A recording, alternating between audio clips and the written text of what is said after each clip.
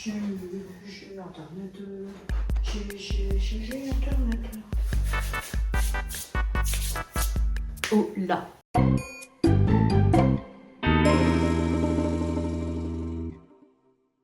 On se retrouve aujourd'hui pour une nouvelle vidéo, j'espère que vous allez bien. C'est une vidéo qui n'était pas prévue du tout, mais en fait, là je sors du week-end du GP Explorer, The Last Race, le 3e et le dernier.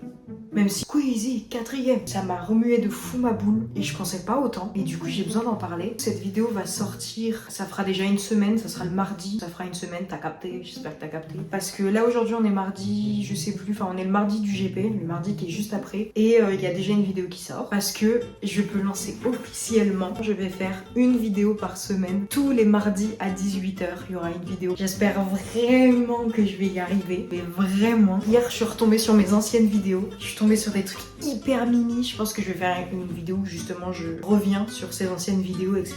Et dans l'une de ces vidéos, j'explique à quel point je veux continuer YouTube. C'était il y a 5 ans, j'ai arrêté, j'ai même pas tenu un an, ça m'a fait trop de la peine, j'étais en mode mais en fait le mois de quand j'avais 16 ans, il voulait y aller quoi, il voulait foncer machin, et j'ai arrêté, et ça me fait chier de fou en fait, parce que en 5 ans je sais pas ce que j'aurais pu faire, j'aurais pu avoir d'énormes souvenirs, etc.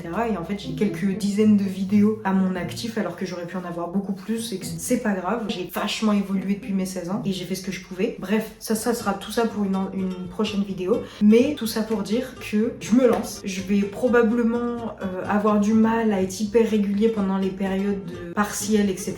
Mais je vais tout donner, c'est pas grave, au pire je ferai des vidéos plus simples, elles seront plus courtes, j'en ai rien à foutre, mais j'ai vraiment envie de y aller quoi. Donc rendez-vous tous les mardis à 18 h. Mais aujourd'hui on n'est pas là pour ça, j'ai mis mon petit t-shirt Yoko pour parler du GP Explorer parce que ça m'a mouvementé et j'ai vu que j'étais pas le seul, et ça m'a fait du bien de voir plein de TikTok de personnes qui sont en mode mais on est d'accord, j'ai l'impression de louper un truc, de vraiment être en mode FOMO de ouf, mais aussi des gens qui étaient en mode putain je me sens vide. C'est drôle parce que j'avais déjà vu des vidéos comme ça pour je crois le premier GP, le deuxième GP et même d'autres événements, et j'étais aussi dans cet état là en mode maintenant ma vie elle sert plus à rien, qu'est-ce que je fais. Mais celui-là, waouh, il était dur, mais c'est peut-être aussi parce que c'était 2 jours, donc du coup c'est intense de fou, et aussi parce que c'est le dernier.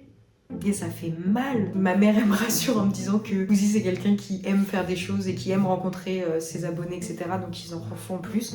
Mais je pense que j'ai aussi ce seum là de me dire que vu que j'ai pas de thunes, je n'ai pas pu y aller. Et d'ailleurs merci d'avoir fait Twitch, parce qu'à la base c'était pas censé être en live je crois. Enfin bref, il y avait un petit truc comme ça. Et mais ouais, c'est la brutalité de ça y est, le live se coupe et c'est terminé.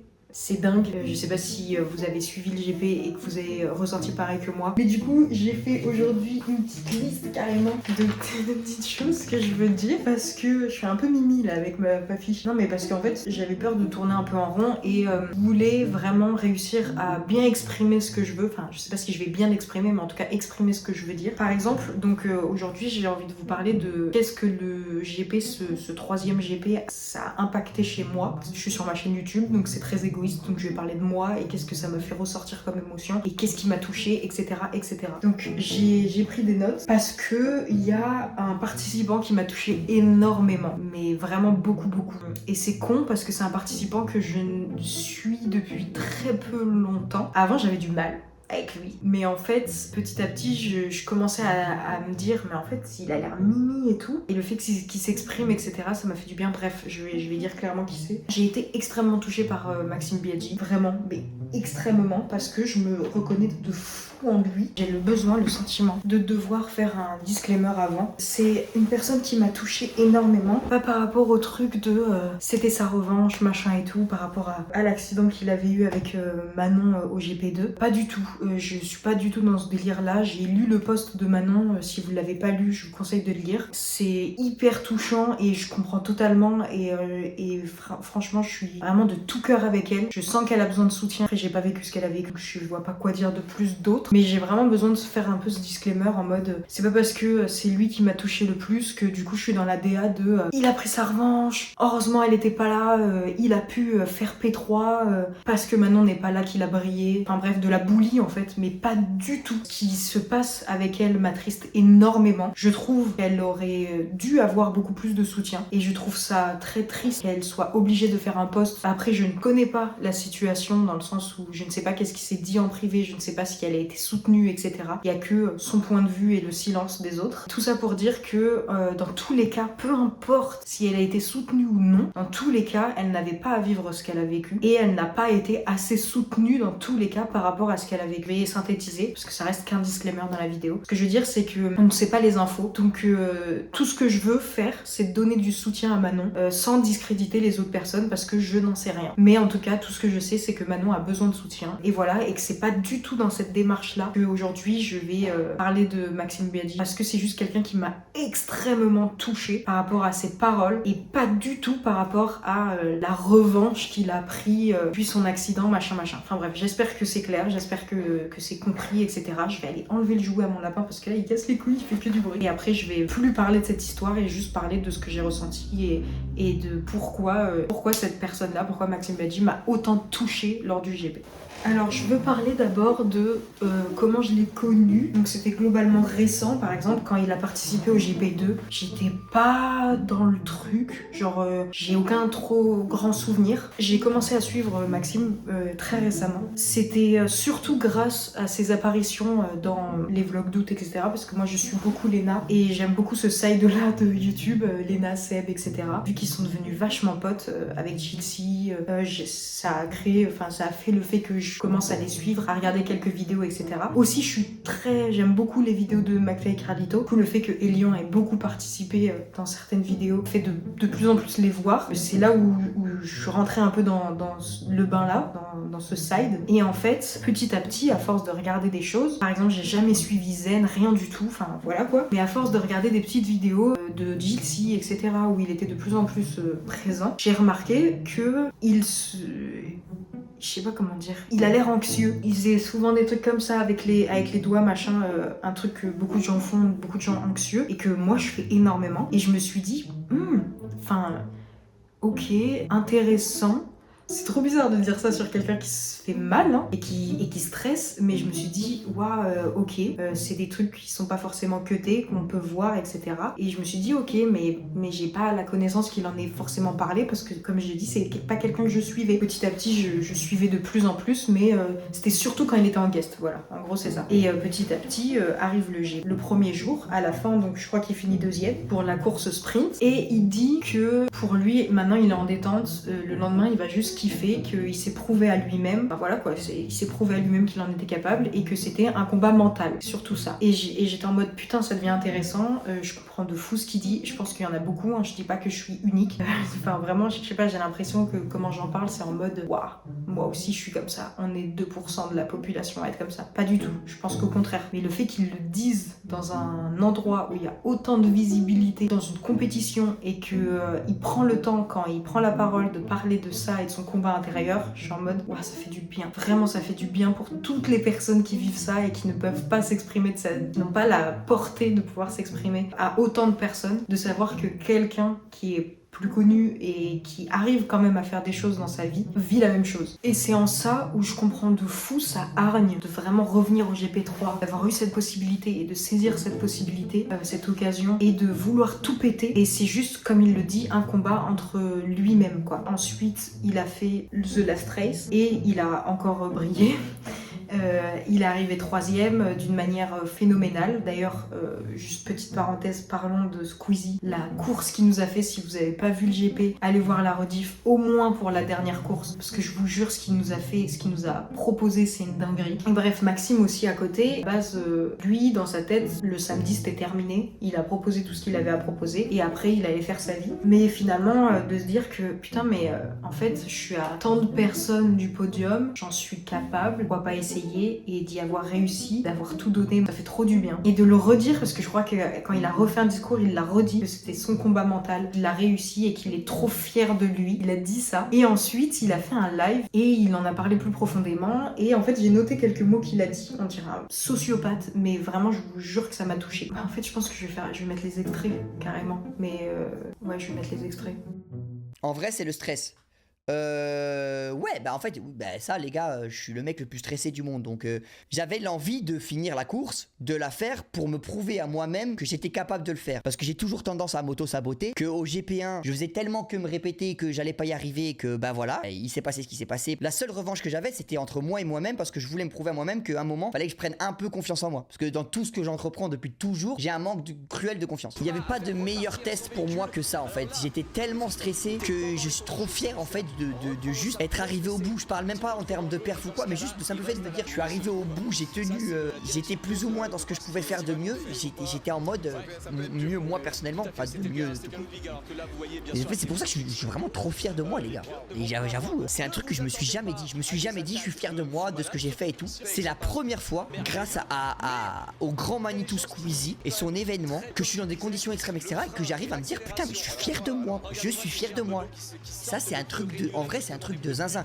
Il y a plein de gens pour qui c'est rien, parce qu'il y a plein de gens qui sont en mode je suis mon premier supporter, etc. qui sont dans cette mentale là, et c'est normal, en vrai c'est eux qui ont raison. Moi j'ai jamais réussi à être dans cette mentale là. Je suis que dans la mentale de je vais merder, je vais forcément trouver un truc pour merder. Et ce déblocage là les gars, vous pouvez pas me savoir à quel point il va me changer la vie. Genre vraiment ça va me changer la vie, parce que j'ai un truc dans ma tête qui vient de se débloquer. Et ça c'est vrai pour tout. C'est vrai pour les castings aussi. Pour les castings, à chaque fois mes proches ils me disent tu t'auto-sabotes, t'apprends au dernier moment, tu fais tout au dernier moment, comme ça si tu le rates tu vas dire bah ouais mais c'est parce que je l'ai pas vraiment fait à fond. Et ça c'est de l'auto-sabotage. Ça c'est pour dire ouais mais si je veux l'avoir je l'ai. En fait la peur de l'échec te fait t'y aller à 50% pour être en mode eh vas-y, en vrai je m'en fous, j'ai pas donné le max tu vois. Mais c'est de l'auto-sabotage ça. C'est la peur de l'échec. Et en fait ça m'a débloqué un truc, de me dire là ce week-end je veux pas vivre ça. Je veux à la fin du week-end me dire je me suis prouvé que je pouvais y arriver. Et ça m'a débloqué ça. Même maintenant je sais que pour les castings je vais l'envisager différemment. Pour tout dans ma vie je vais envisager différemment. Ça peut paraître con parce que c'est une course de Formule 4, mais je vous jure que c'était important pour moi quoi. Je vais pas répéter ce que j'ai déjà dit, mais vous savez à quel point c'était important pour moi de gagner cette bataille ici là dans la tête, et de me prouver à moi-même que parfois il faut juste un peu se faire confiance et arrêter de s'auto-saboter en se répétant qu'on est nul, qu'on sait rien faire. Parce que franchement je vous jure que parfois juste y croire un peu ça fait toute la diff. Et donc ça m'a permis vraiment de me repousser mes limites et d'essayer de faire le max quoi. Et d'arrêter de me chercher des excuses et de me dire que de toute façon si je réussis pas bah, c'est parce que je me suis pas donné à fond, et d'arrêter d'avoir peur de l'échec et juste de foncer et de tenter les trucs quoi. Je sais que ça va me changer à vie, et si ça peut en inspirer d'autres qui ont suivi l'event et tout et qui se disent putain mais c'était monstrueux, et bah tant mieux, c'est incroyable. Et en fait, je le comprends totalement en parlant justement au début de la vidéo de ce que j'ai retrouvé sur YouTube, de ce que je faisais quand j'avais 16 ans, et de me dire, j'ai eu une petite baisse de morale en me disant putain mais t'imagines t'aurais tenu pendant 5 ans, aujourd'hui où est-ce que t'en serais? T'aurais des souvenirs de dingo sur ta chaîne YouTube, machin, t'aurais probablement évolué, etc. Et puis imagine, je sais pas, si tu vas hyper loin, ça se trouve tu pourrais en vivre, etc. Franchement j'en doute de fou, parce que j'étais pas assez bien construit à 16 ans, et j'avais vraiment ce besoin là de prendre ce temps là de mon côté. Quand je revois la vidéo de mes 16 ans, ce que je dis c'est on est tellement loin de ce que je suis aujourd'hui, mais vraiment très très loin. Et je pense que pour d'autres gens, par exemple Squeezie, etc., il a réussi à grandir avec internet, et franchement bravo à lui. Je pense aussi qu'il était entouré machin, mais moi je pense que j'aurais fait des dingueries sans m'en rendre compte. C'est vraiment, ça c'est dédié pour une autre vidéo, faut que j'arrive à me le mettre dans la tête, mais vu que j'aime bien parler. Mais tout ça pour dire que je me suis quand même auto-sabotée, parce que j'aurais pu continuer à côté. Par exemple, du coup j'ai découvert entre temps mon amour pour l'animation 2D. J'aurais pu faire beaucoup plus de choses, j'aurais pu, enfin rien que le dessin en fait, me mettre à dessiner machin, mais je faisais pas, parce que, enfin je fais toujours pas en fait, ça va un peu mieux mais quand même, parce que j'ai ce blocage là, et je me dis en vrai non mais j'ai pas vraiment essayé, donc si j'y arrive pas c'est normal. Par exemple là, ma licence, je suis en mode ouais mais tu vois j'ai essayé sans réellement très bien réussir à dessiner, c'est que c'est cool tu vois, mais sauf que en fait je progresse pas bien, je me mets dans la merde tout seul, j'arrive pas à prendre du plaisir en dessinant, je dessine parce que j'ai des devoirs et que je dois dessiner, mais j'arrive pas à prendre du plaisir. Et oui ça me permet de pouvoir avoir mon master, enfin ma licence, déjà ma licence. Le master on verra plus tard. Ça me permet ça, j'ai eu mon master, enfin j'ai eu ma licence. Qu'est-ce que j'y gagne réellement à part un diplôme? Est-ce que je m'amuse dans ce que je fais? Non. Est-ce que c'est plus du stress qu'autre chose? Quand je dessine, je vous jure, faut voir mes mains après, c'est une dinguerie. Y a rien qui va quoi. Je me mords les joues, je stresse tellement, je me fais saigner. Enfin vraiment on dirait tout sauf du plaisir, tout sauf une passion, alors que c'est ma passion. Mais je me mets tellement la pression que du coup je ne fais rien, je fais plus rien. Faudrait que je retrouve, je pense, je vais mettre quelques extraits des moments qui m'ont vraiment marqué parce que c'est difficile de vraiment retranscrire, donc autant mettre ce qu'il a dit. Mais ça va dans cette DA d'arrêter de se chercher des excuses. C'est vraiment pareil pour moi, c'est pareil du coup dans plein de plans, que ce soit tous les plans de ma vie en fait. C'est parce que je me mets beaucoup de pression, on dirait juste un gros flemmard, et j'ai souvent cru que c'était ça. Même ma mère elle me disait, encore hier elle me l'a redit, qu'on tombe pas dans une phase de procrastination, de flemmardise et tout, mais en fait je pense que ce mot flemmard il est trop péjoratif, alors qu'il y a des gens qui sont premier degré bloqués dans ce truc là, mais c'est pas qu'ils veulent rien faire, c'est que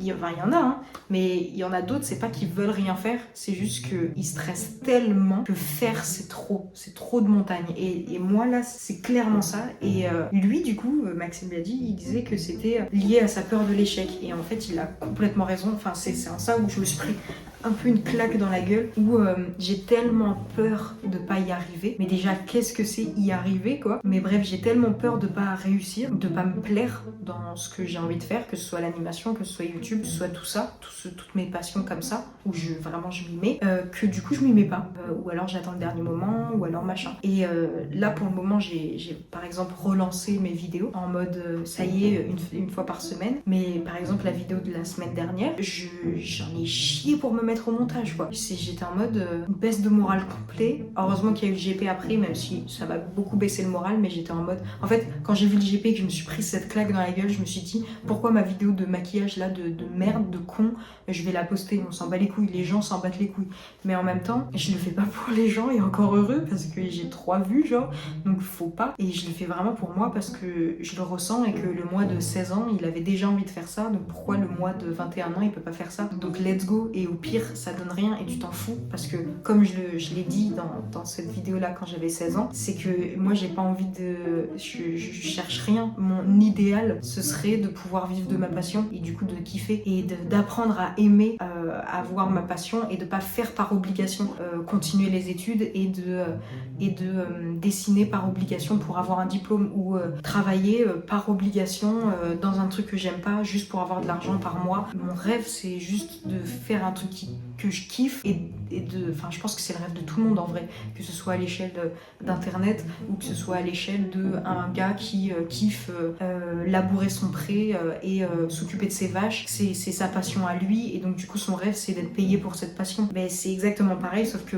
moi c'est d'un point de vue internet, et d'un point de vue animation, et d'un point de vue vidéo. Mais il y a tellement de gens qui vivent pas de leur passion dans la vie. Je pense même qu'il y en a plus de personnes qui vivent pas de leur passion que de personnes qui vivent de leur passion. Je pense que c'est un privilège énorme, et du coup j'avais vraiment cette baisse de morale pendant longtemps, hein, de me dire mais pourquoi toi tu pourrais, genre ta gueule en fait, genre juste ferme ta gueule, dans aucun monde toi t'aurais cette chance là, alors qu'il y en a d'autres qui triment etc, et qui eux l'auront jamais de leur vie.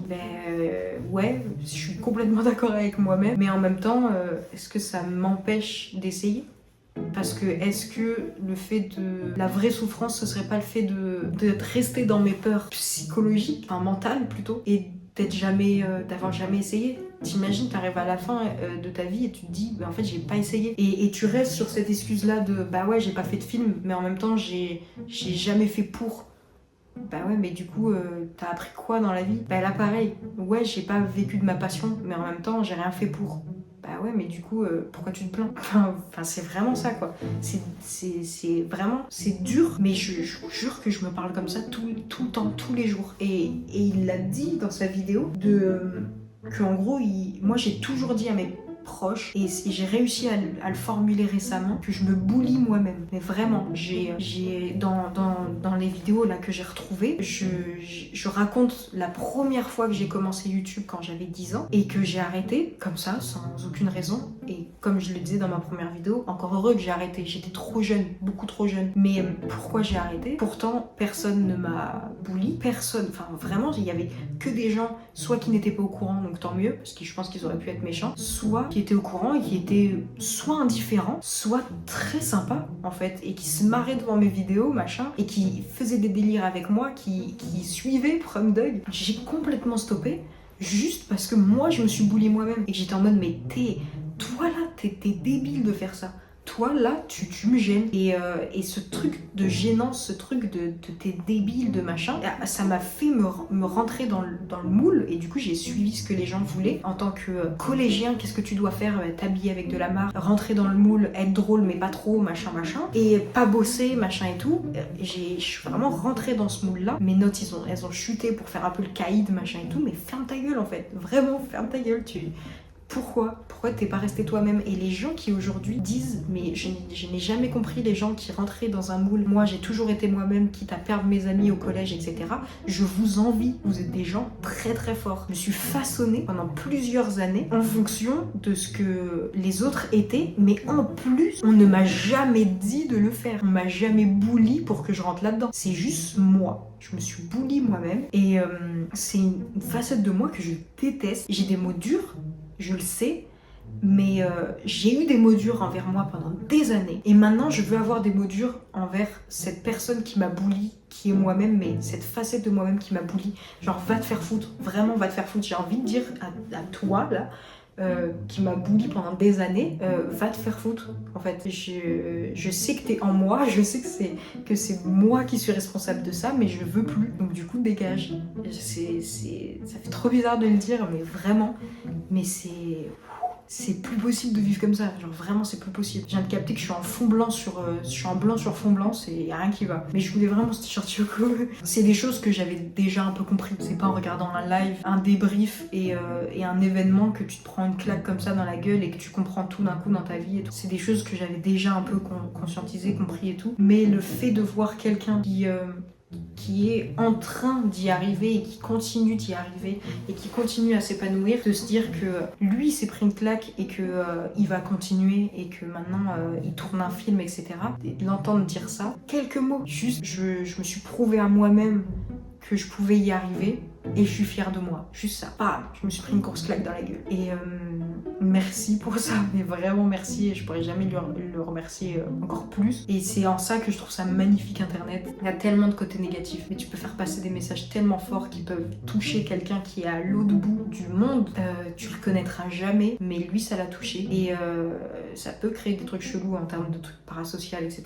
Et c'est aussi fascinant. Mais ça reste fascinant de pouvoir enfin voilà quoi, bref, je sais plus quoi dire, tellement j'ai vidé mon sac. Mais ouais, j'ai vraiment ce besoin-là de mettre un terme à tout ça et j'espère vraiment que je vais y arriver parce que je l'ai déjà un peu exprimé dans mon journal intime ou à mon ex, à ma mère, etc. Mais là, le fait de le dire à la caméra, ça fait rebond sur moi. J'ai vraiment la sensation de me le dire à moi-même et de me faire une promesse. Et je vois un peu cette vidéo de cette manière, en mode là, je me fais une promesse et je vous jure que ça me fait peur, je me chie dessus. Je me chie dessus vraiment. Alors que les gens s'en branlent. Hein. C'est pas par rapport aux gens que je me chie dessus, c'est par rapport à moi-même. Là, ce que je suis en train de faire, c'est vraiment poser mes balls et dire c'est ça que tu veux, et ben tu vas l'avoir et tu vas tout faire pour l'avoir. Et si tu n'y arrives pas, au moins tu auras tout donné. Et ben c'est dur, très très dur de se dire ça. En tout cas, moi ça fait partie de ma thérapie, je vous jure, c'est très très dur de dire ça quoi. C'est en ça que c'est rebond et que j'ai vraiment l'impression de me parler à moi-même et quand je ferai le montage, ça sera pareil. Il y aura plein de moments où je pense que je vais me dire putain, ferme ta gueule en vrai.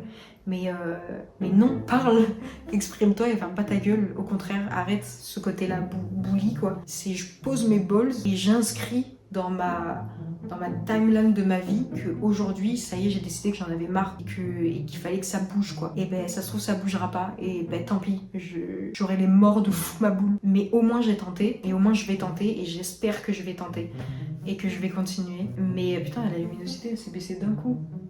Mais j'en ai de fou besoin quoi. Mais vraiment, là je rentre dans un tunnel, je sais pas comment terminer tout ça. Mais vraiment, je vous jure que je me chie dessus. C'est trop bizarre, non? Il y a des gens, ils se chient dessus de faire une attraction. Il y a des gens, ils se chient dessus de, je sais pas, d'aller voir, d'aller faire un entretien. Moi, je me chie dessus de juste prendre ma caméra et de dire, ben, j'ai envie de tout péter.